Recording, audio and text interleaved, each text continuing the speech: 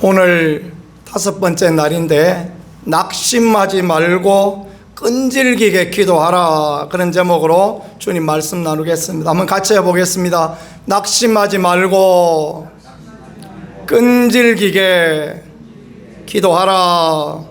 아멘. 치타라는 동물을 여러분이 아시지요? 호랑이처럼 얼룩얼룩하게 생겼습니다.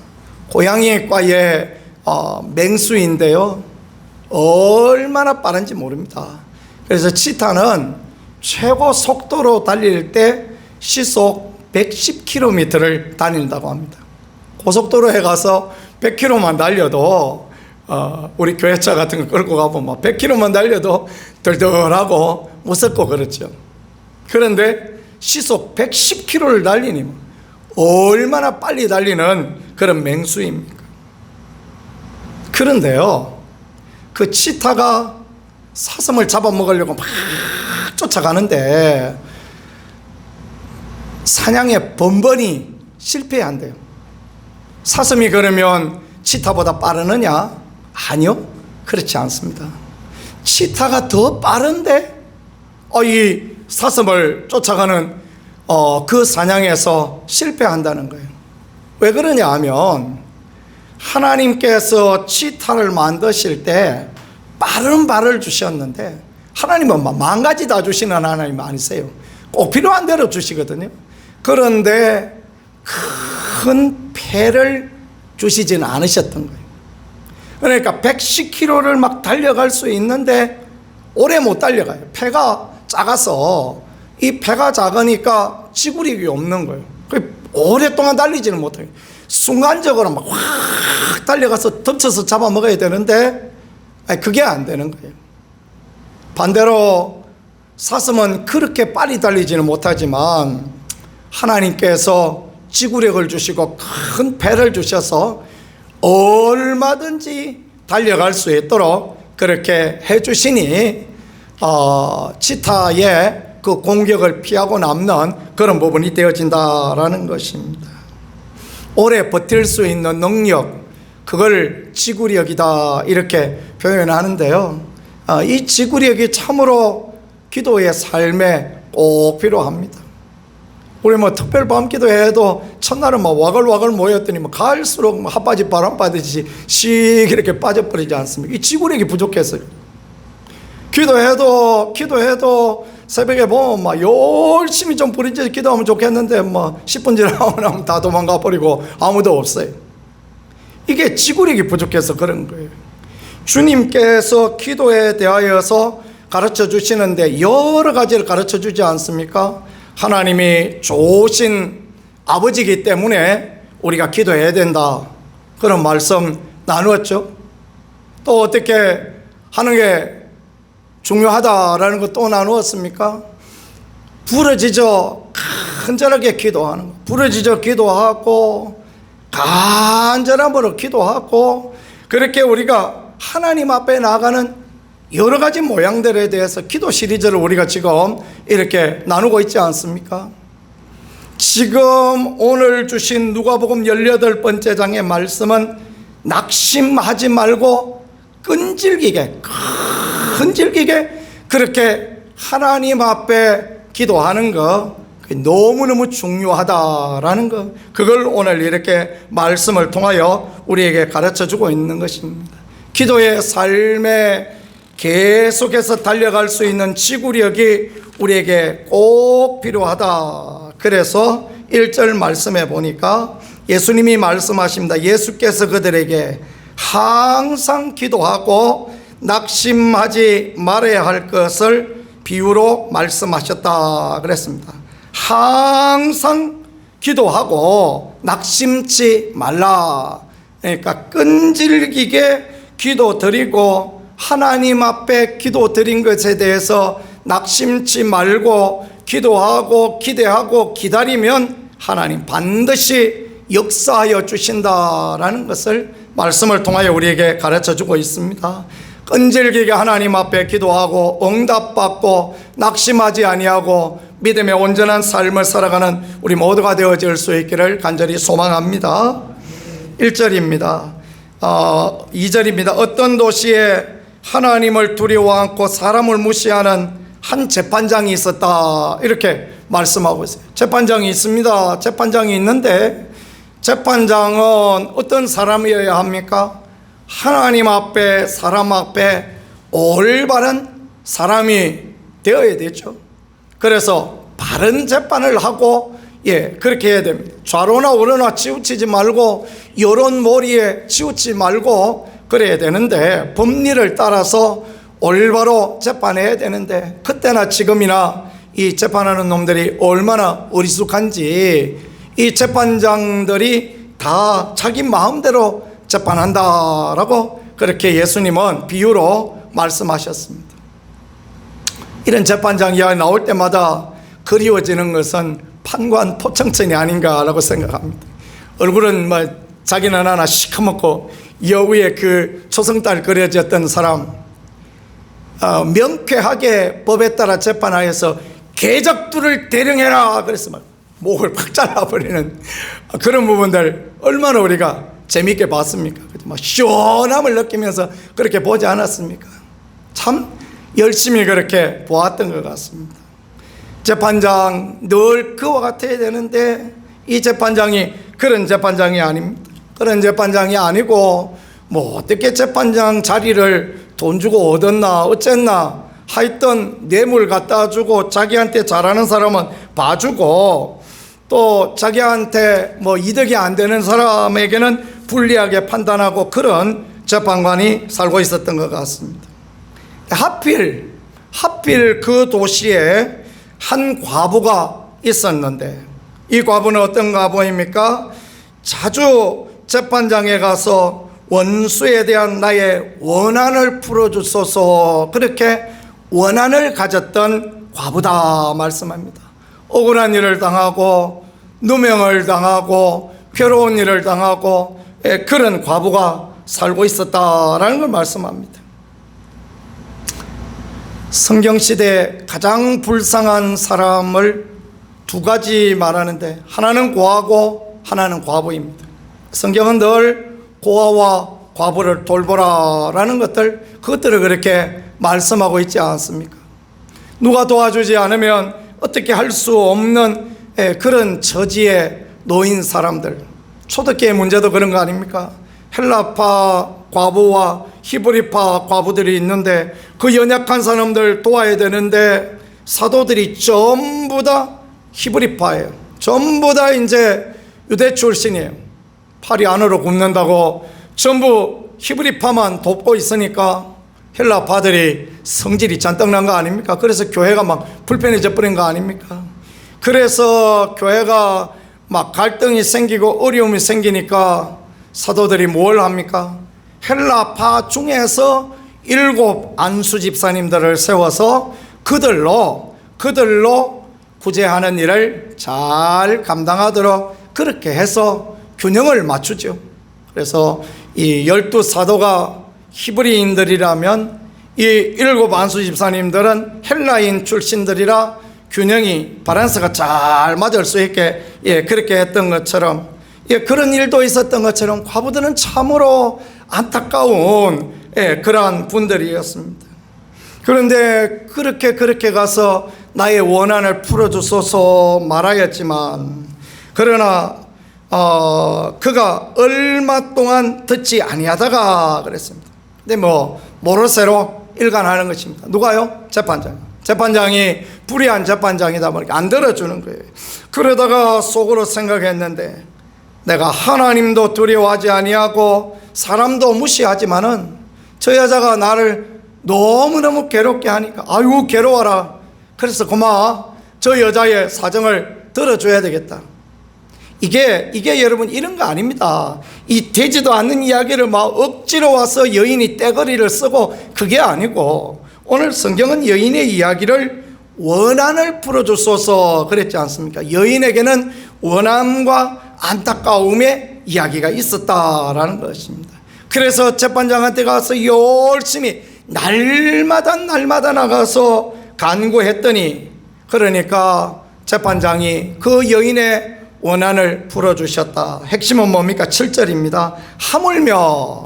하물며 말씀하십니다. 그래, 그런 것처럼 하나님께서 그 밤낮 부르짖는 택하신 자들의 원한을 풀어주지 아니하시겠느냐, 그렇게 예수님 말씀하시네요. 하나님께서 밤낮 부르짖는 택한 자의 그 원한을 풀어주지 아니하시겠느냐, 그 기도를 응답해 주시지 않겠느냐, 그 기도에 들어주시지 않겠느냐라고 말씀하시는 거예요. 이거 첫날 말씀한 거하고 똑같습니다. 하나님이 좋은 아버지, 너희는 악한 자라도 자식에게 좋은 것을 줄 알거든 하물며 하늘에 계신 내 아버지께서 구하는 자에게 좋은 것을 주지 않겠느냐 말씀하신 거하고 똑같은 그런 의미의 말씀인 것입니다. 이렇게 불의한 재판장도 과부의 그 끈질긴 요청을 들어주었던 것처럼 하물며 하나님께서는 택하신 하나님의 백성들의 그 요청을 들어주지 않겠느냐 말씀하시므로 끈질기게 지구력을 가지고 하나님 앞에 기도하면 그것이 하나님의 뜻에 잘못된 것이 아니라면 반드시 우리에게 들어주시고 우리에게 은혜로 역사하시겠다라는 것을 말씀하시니 그대로 되어줄 줄 믿으실 수 있기를 축복합니다. 밤낮 부르짖는 자, 그러니까 끈질기게 하나님 앞에 부르짖는 자를 그렇게 말씀하는 것입니다. 그의 원한을 풀어주시고 그의 기도의 제목을 들어주시는 그런 은혜를 주시겠다 말씀하시는데 누가 그렇게 하시겠다고요? 우리 주님께서, 예수님께서 그렇게 하시겠다. 그 성경 읽어보면 빨간 글씨 되어 있지 않습니까? 하나님의 아들이요 그는 근본 하나님의 본체시나, 빌립보서 2장에 말씀하신 것처럼 그는 근본 하나님의 본체이신데 그분이 삼위일체 하나님의 한 분이신 예수님께서 약속하셨다라는 걸 말씀해 주는 것, 그것이 오늘 말씀입니다. 사람은 뭘 생각합니까? 한번 기도했으면 됐지, 하나님께 말씀드렸으면 됐지, 하나님이 알아서 해주시겠지, 하나님 귀찮게 뭘 그걸 맨날 그렇게 하느냐, 그렇게 생각하기가 얼마나 쉽습니까? 그런 말 얼마나 많이 들었습니까? 하나님이 귀머거리시냐, 뭐 안 들어줄까? 예수님 그렇게 말씀 안 하시죠. 예수님은 밤낮 부르짖는 그 택하신 자들의 원한을 풀어주지 않겠느냐라고 분명하게 그렇게 말씀하셨습니다.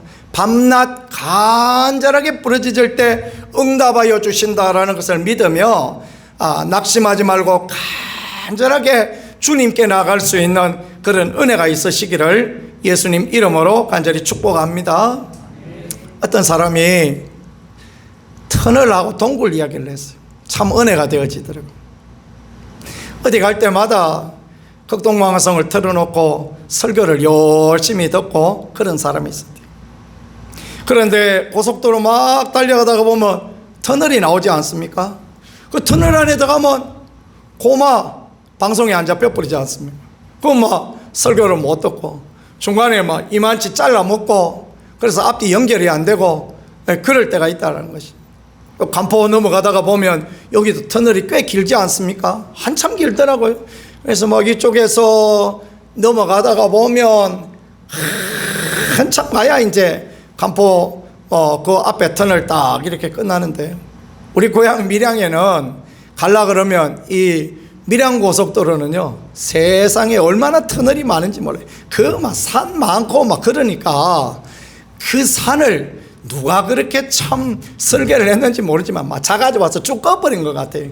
그래가지고 그 산을 전부 뚫어서 이렇게 가는데 어떤 터널 구간은 10분도 넘게 그렇게 가는 것 같습니다.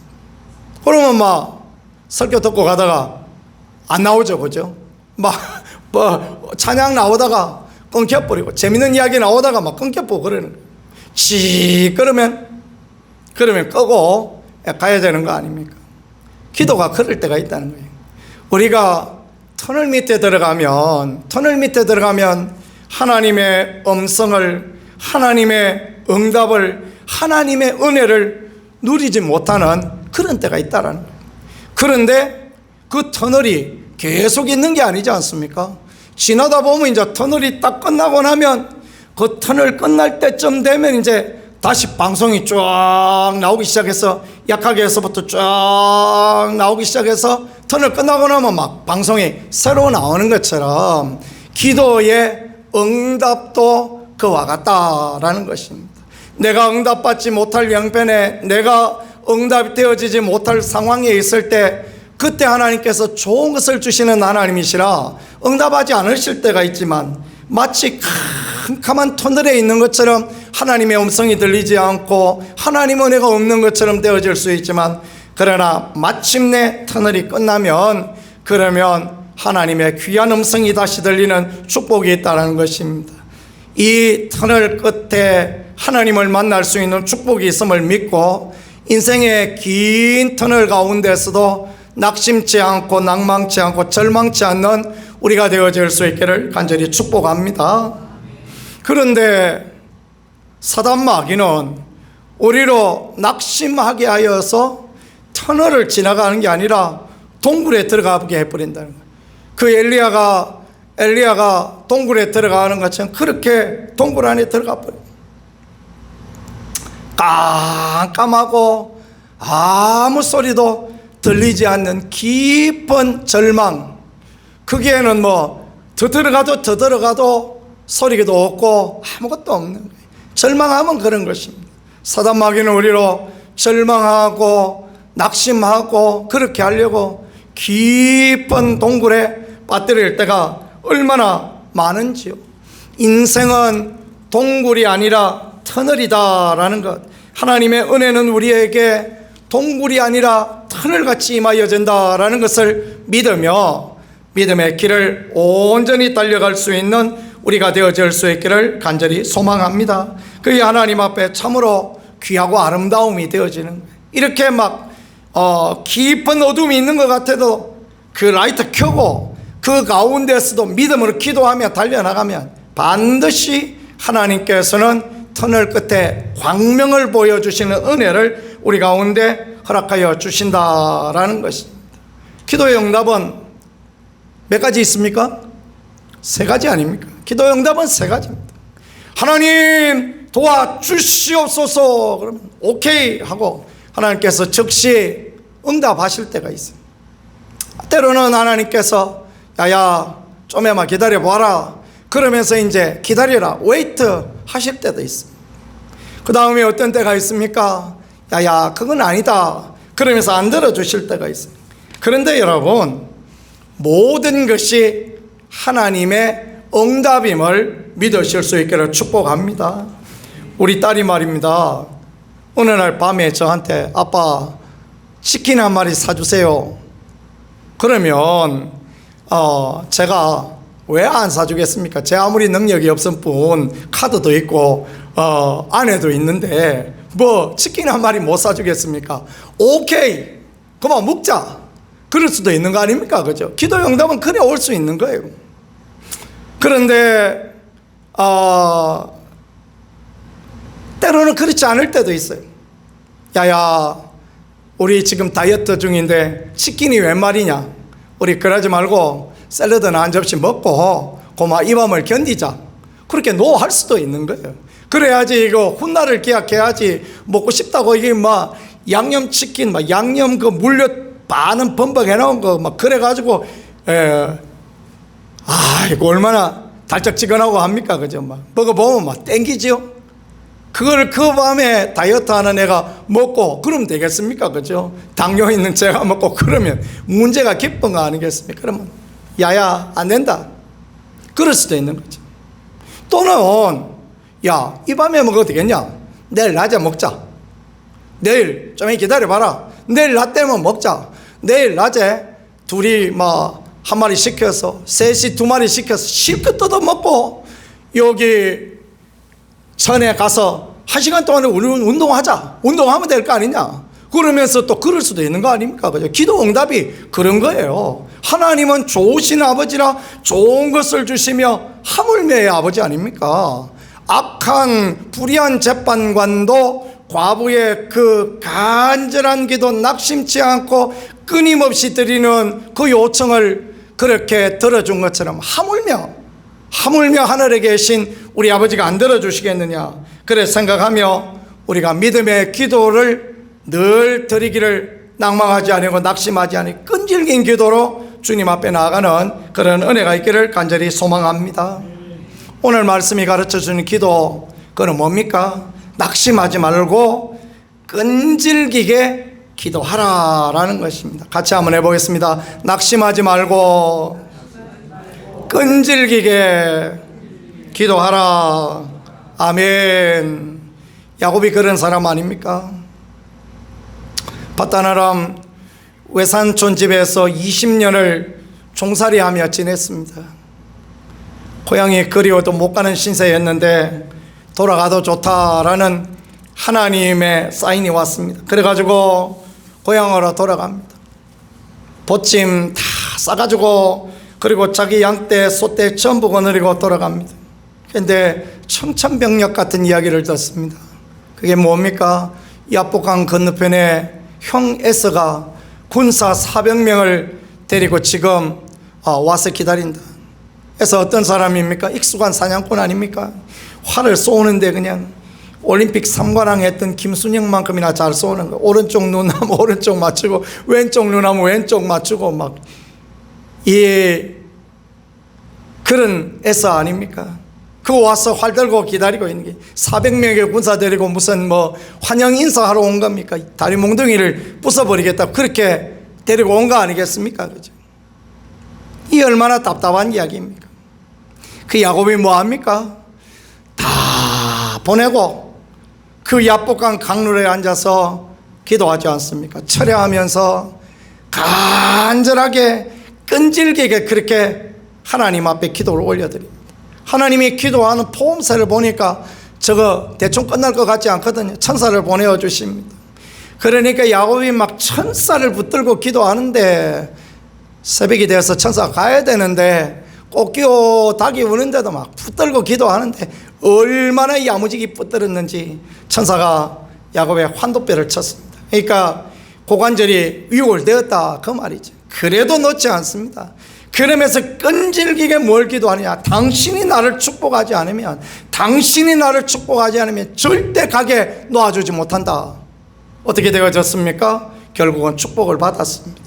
그리고 요단을 건너 브니엘의 들판을 걸을 때 쩔뚝쩔뚝이며 그 찬란한 태양이 떠오르는 그 들판을 걸을 때 저쪽에서 형이 에서가 옵니다.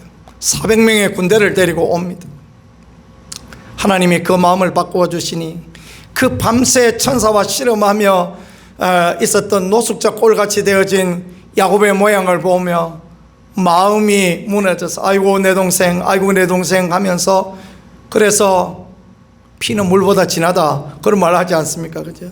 얼싸안고 형제의 정을 나누고 그렇게 했던 모습, 성경은 그것을 보여줍니다. 어떻게 기도하니까요? 끈질기게 낙심하지 아니하고, 형이 활을 들고 온다 그래도 낙심하지 아니하고, 400명의 군사를 데리고 온다 그래도 낙심하지 아니하고, 막 이를 얼마나 갈았는지 안에 이빨이 부러졌다 소리를 들어도 그래도 낙심하지 아니하고, 그렇게 간절하게 하나님 앞에 기도했더니 하나님이 들어주시고 하나님이 은혜 주시고 하나님이 긍휼을 베풀어 주시는 그런 역사를 경험하게 된 것 아닙니까? 다윗도 마찬가지입니다. 소년 다윗 늘 하나님을 찬양하고 10대에 그는 골리앗을 물리치고 그는 막 군대 장관이 되어서 승승장구하고, 그리고 하나님의 기름 부음을 받고, 웬일입니까? 사울이 시기하고 미워하여서 10년도 넘게 쫓아다니면서 자기를 죽이려고 하는 그런 형편 가운데 놓였던 이 야곱, 낙심합니까? 낙심 안 합니다. 그래도 나의 힘이 되신 여호와여, 내가 주님을 사랑합니다. 믿음의 고백을 해버려요. 여호와는 나의 목자시니 내가 부족함이 없으리로다. 그런 고백을 하며 그렇게 하나님 앞에 달려나가는 것 아닙니까? 믿음의 기도를 올려드리고 끈질긴 기도를 올려드리고 그렇게 나아갔더니 그가 40이 되어졌을 때 마침내 하나님께서 온 이스라엘의 왕이 되게 하시고 마침내는 그로 하나님의 영광을 보는 그런 자리로 세워주셨던 것을 우리는 볼 수 있는 것입니다. 끈질긴 기도는 언제나 응답되어집니다. 끈질긴 기도를 응답하시는 주님의 약속이 있음을 믿고 끈질기게 하나님 앞에 기도할 수 있는 그런 분들이 되어질 수 있기를 간절히 축복합니다. 어거스틴이라는 중세의 성자는 완전히 개망나니 같은 인생을 살았어요. 10대에 가출하여서 장녀와 더불어서 10살도 더 많은 장녀와 더불어서 아이를 낳고 20대에는 만이교에 빠져서 이단에 휩쓸려 다니기도 하고 방탕하고 그 말할 수 없는 그런 인생을 살았습니다. 그 어머니 모니카는 그럼에도 불구하고 죽을 때까지 온 힘을 다하여 그 아들을 위하여 기도했다고 합니다. 아들이 돌아오지 않음에도 불구하고 끈질기게 하나님 앞에 기도했던 것입니다. 낙심하지 아니하고 하나님 앞에 기도했던 것입니다. 어느 날 하나님께서 이 어거스틴에게 나타나셔서 읽어라 읽어라 말씀하십니다. 그래 보니까 어머니 모니카의 성경책이 있는 거예요. 그 성경을 읽어봤더니 어둠에서 빛으로 나오라라는 말씀을 주십니다. 사도 바울이 바뀌어지던 것처럼 그 다메섹 같은 도상에서 사도 바울이 바뀌어졌던 것처럼 어거스틴이 이때 회심하게 되어집니다. 그리고 중세의 성자로 캐톨릭에서도 기독교 안에서도 그는 중세의 성자다라고 여김받는 그런 사람이 되었습니다. 어떻게 그렇게 되었습니까? 낙심하지 않고 끈질게 기도하는 어머니의 기도가 이 일을 만들어내었습니다. 자녀를 위하여 낙심하지 말고 끈질기게 기도하는 그런 우리가 되어질 수 있기를 간절히 소망합니다. 바람과 함께 사라지다 그런 소설 읽어보셨습니까? 예, 미국의 남북전쟁을 그린 그런 소설입니다. 머거린 미첼이라는 여성 작가가 쓴 그런 소설인데요. 어느 날 불의의 사고로 다리가 장애가 되어지는 그런 사고를 당하였습니다. 그러면서 미첼은 이제 소설을 쓰는데 7년 만에 이 소설을 다 써냈다고 합니다. 그리고 이 소설을 출판해 달라고 가지고 온갖 출판사를 10군데도 더 다녔는데 아무 데서도 자기의 이 소설을 출판해 주겠다라는 데가 없었다고 합니다. 어느 날 또 출판사가 조그만 출판사가 있다 그래서 그곳을 찾아갔는데 사장님은 어디를 출장을 가신다고 가방을 하나 또 이렇게 들고 나오시더니 그래서 그 사장님 붙들고 사장님 내가 정말 재밌는 소설을 썼는데 이거 좀 출판해 주세요. 아이고 나 출장 가야 돼 바빠서 안 된다. 그 억지로 그 가방을 뺏어가지고 그 가방에 쑤셔 넣고 그렇게 줘서 가다가 꼭 좀 읽어봐 주시라고 그랬다는 것입니다. 그래서 뭐 출판사 사장이 읽어볼라요? 안 읽어보죠, 그죠? 어떻게 했냐면 그 비서한테 물어본 거예요. 사장이 어떤 호텔에 가서 잠을 자느냐? 그랬더니 어떤 호텔에서 잠을 잔다 그러더라. 그 이야기를 가르쳐 준 거예요. 하도 간곡하게 물어보니까 전보를 보냅니다. 저녁에 전보를 보내서 사장님 꼭 읽어봐 주세요 한번 보내고 다음날 또 전보를 보내서 사장님 꼭 읽어봐 주세요. 다음날 또 전보를 보내서 사장님 꼭 읽어봐 주세요. 일주일을 그렇게 전보를 보내니 사장이 지쳤습니다. 아이고 이 여자가 도대체 언제까지 전보를 보내겠느냐, 내가 한번 읽어봐야 되겠다. 그래서 이제 저녁에 읽어봤더니 너무너무 재밌는 소설인 거예요. 그래가지고 그 소설을 출판하게 되어졌고 그 소설은 그때부터 지금까지 베스트셀러의 하나가 되어지며 그리고 영화로도 만들어지고 그런 유명 소설이 되어졌던 것입니다. 인생의 문제도 이렇게 최선을 다하여 낙심하지 아니하고 끈질기게 매달리는 사람에게 이런 일들이 나타나는 거 아니겠습니까? 우리 기도도요 끈질기게 낙심하지 않고 하나님 앞에 기도하는 것이 너무너무 귀하다라는 그것을 우리가 늘 생각하며 살아갔으면 좋겠습니다. 이야기하고 마치겠습니다. 앨리스 그레이스라는 사람이 이런 책을 썼습니다. 내 인생을 바꾼 가족 사랑 이야기, 그런 책을 썼습니다. 자기 가족 안에서 있는 일상적인 소소한 이야기를 쓴 그런 책인데 7살짜리 아이 이야기를 썼습니다. 어느 날 7살 된 딸아이가 아빠한테, 아빠, 오늘 날도 이렇게 더운데 우리 수영장이나 갑시다, 그랬다는 거예요. 문제는 돈이 없었던 거예요. 아빠가 돈이 없었어요. 그래서 야야, 다음에 가자. 아빠, 왜 다음에 가? 오늘 가. 그러니까 야야, 내가 돈이 하나도 없다.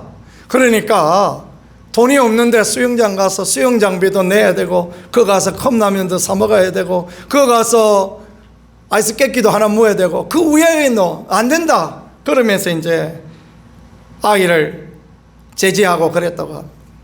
그러니까 7살짜리 아이가 무슨 얘기를 하냐. 아빠, 그럼 나 하나님께 기도할 거야.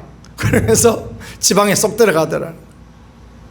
아빠는 도대체 이놈이 무슨 기도를 하나. 그래서 딱 가서 귀를 대고 들어봤다고 합니다. 아이가 힘차게 하나님을 불렀습니다. 하나님 부르더니 날씨가 이렇게 더운데 우리 아빠는 돈 없다고 수영장을 안 간다 그럽니다. 하나님이 나 수영장 보내주세요. 하나님이 나 수영장으로 가게 해주세요 하고 막 기도를 합니다. 그러면서 예수님 이름으로 기도합니다. 그랬더니 끝나고 난 뒤에 하는 이야기가, 하나님 지금 가게 해주세요. 그런 기도를 또 맥락하게 드리더라는 겁니다. 참 얼마나 재밌습니까? 그렇죠? 잠시 후에 이 아이는 바깥으로 나왔는데 아버지가 보니까 수영복을 입고 나왔어요. 수영복을 딱 입고 수영 가방을 들고 그렇게 딱 나왔어요. 그래서 거실에 딱 앉아서 아빠 갑시다 하고 딱 그러고 있는 거예요. 참 이럴 때 부모는 얼마나 난감하겠습니까? 그 순간에 따르릉 하고 전화벨이 울렸습니다. 그러더니 이웃의 부인인데, 옆집에 이사온 사람인데요, 우리 가족하고 혹시 수영장 가실래요? 하면서 전화가 왔다는 거예요.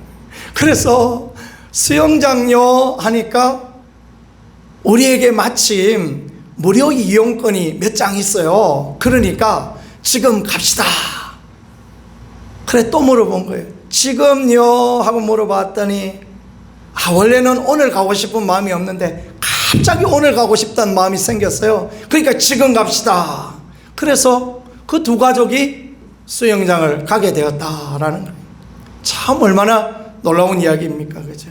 끈질기게 하나님 앞에 기도하고 하나님이 살아계시고 응답하여 주실 것이라는 걸 믿고 나가니까 이 아이의 기도를 하나님은 그대로 응답하여 주시고 그대로 되어지는 축복을 누리게 되었다라는 것을 말씀하십니다. 오늘 우리의 삶도 마찬가지입니다. 예수님의 약속의 말씀 붙들고 이 과부, 불의한 재판장 앞에 나갔던 과부와 같이 우리의 원한을, 우리의 사정을, 우리의 모든 형편을 하나님께 아뢰며 나가면 하나님 반드시 우리 가운데 은혜 주시고 하나님 반드시 우리 가운데 하나님의 살아계심에 응답을 주실 줄 믿고 믿음으로 나아가는 우리 모두가 되어질 수 있기를 예수님 이름으로 간절히 축복합니다. 말씀을 생각하면서 우리 같이 하나님 앞에 끈질기게 낙심하지 말고 하나님 앞에 한번 기도합시다. 주여, 이 나라를 불쌍히 여겨 주옵소서.